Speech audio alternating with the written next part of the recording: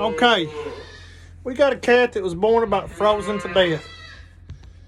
I'm gonna sit this right here, and it was in bad shape. We brought it in.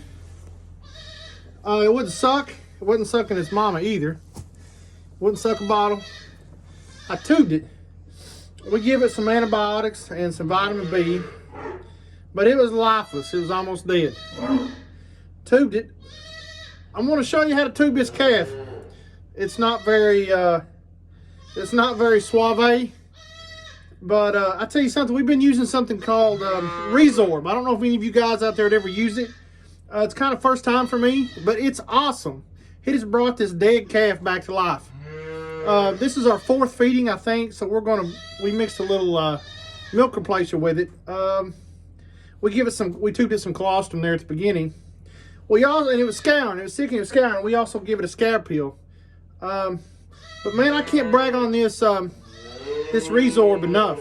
It's really done a good number. Now here's the thing. You know, there's a lot of different tubing things you can tube with and tubes and that kind of stuff. Here's the thing. If you're facing this calf, you got to get that right side, because you want this tube. He doesn't like it. You want this tube to go into its stomach and not in its lung. If you stick this tube in its lung and let this fluid go, then it will aspirate. I've used a lot of different tubes and whatnot. I like this one the best. I like the way it's angled. Once you get in there, you turn it around and he'll start draining. But now that he's got a little life to him, and you don't like it, he'll stand up here. Again, this ain't pretty. It's not easy, but it's not too difficult. We hold that head up and get that milk draining. So what I have in here is the Resorb with a mixture of milk replacer. 1 quart each, 2 quarts total. Now, when you first start doing the Resorb, you actually don't do milk replacer at all. You just do straight up Resorb. And basically it gives the calf everything it needs. Mainly that electrolyte and all the nutrients. And it's pretty cool. It's brought this calf back from nothing. And now, as far as antibiotic goes, we use a lot of different things. A lot of it, you know, it depends on what you're out of and what you have. But in addition to the scalp here to get that scour under control, we did a LA 300 with a little penicillin.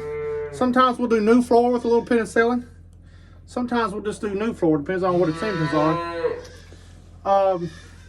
In this calf's case, that didn't seem to be doing a lot, making a big impact, so we give some Draxin. And once we give it this Draxin, it's really come out of it. But now, you know, this calf's nose wet a little bit. Its temperature's good. It's not breathing hard like it was. Sometimes too, when you're tubing,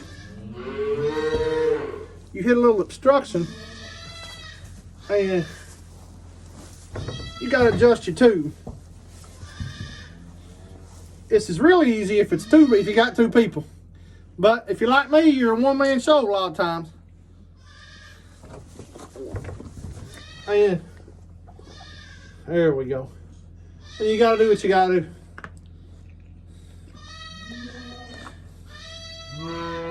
If you can hear in the background, it sounds like one of our nannies that had a couple kids.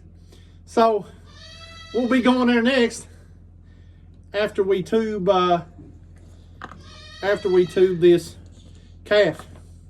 So tomorrow morning, assuming this calf's still showing good signs of improvement, our goal will be to try to finally get it to take a bottle. So far, it's not been real inclined to take a bottle.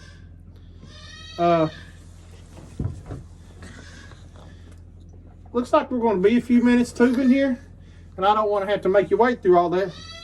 When you pull the tube out, if you got any fluid left at all, and I'll pull it out and then I'll stick it back in and finish. But if you got any fluid left at all, you pull it out real quick and don't slow withdraw it. That way any fluid doesn't, if you got left, doesn't get into the lung. So I'm going to tube this calf, and then we're going to go check out these kid goats that we just had.